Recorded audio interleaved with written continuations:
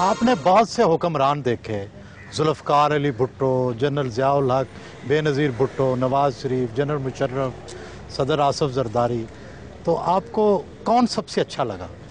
غلام شاہ صاحب سے بڑھ کے کوئی محب وطن اور سنسیئر آدمی پیدا نہیں ہوا اس ملک کے لیے۔ ڈاکٹر صاحب، زندگی میں سب سے خوشی کا لمحہ اور غمزدہ لمحہ کون سا تھا؟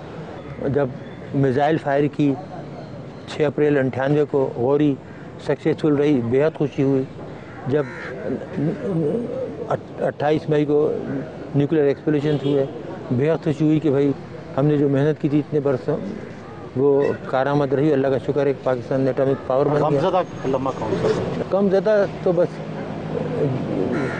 یہی ہے جو ہمارے ساتھ سلوک کیا، اس سے بڑھ کے اور کیا ہوگا، اس سے بڑھ کے اور کوئی غمزدہ نہیں تھا۔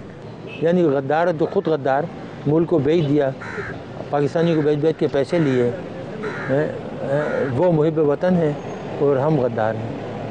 عام طور پر سائنسدانوں کے بارے میں تصور کیا جاتا ہے کہ وہ بہت 2 + 2 4 کی باتیں کرتے ہیں۔ آپ کا کوئی ادبی یا شعری ذوق ہے؟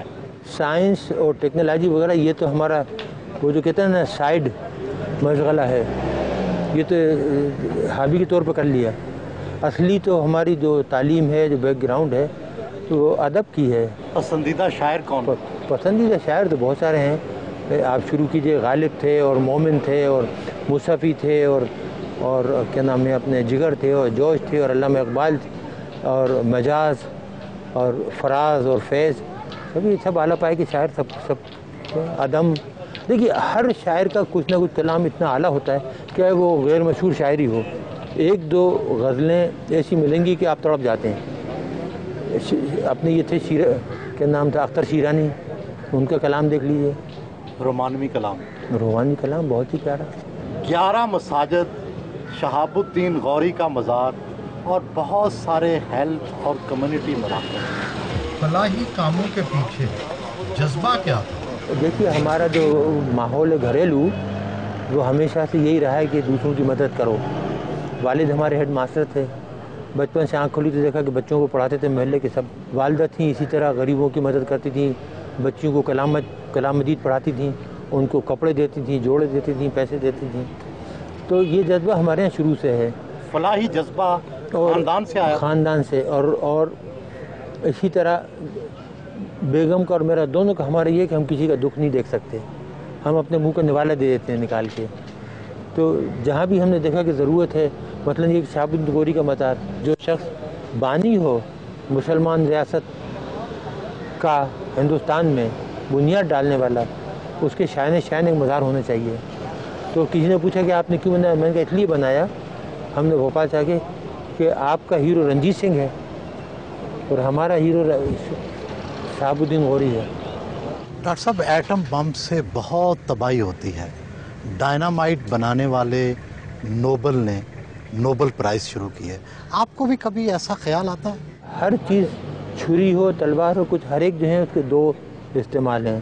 آپ چھری سے بھی قتل کر دیتے ہیں، تلوار سے بھی قتل کر دیتے ہیں۔ ہمارا جو مقصد تھا ایٹم بم بنانے کا وہ یہ تھا کہ پاکستان کے اوپر آنچ نہ آئے، جس طرح 71 میں آپ کے ساتھ سلوک ہوا، ہم یہ چاہ رہے تھے کہ یہ واقعہ پاکستان کے ساتھ کبھی دوبارہ نہ آئے۔ تو اس نظریے سے میں آیا تھا۔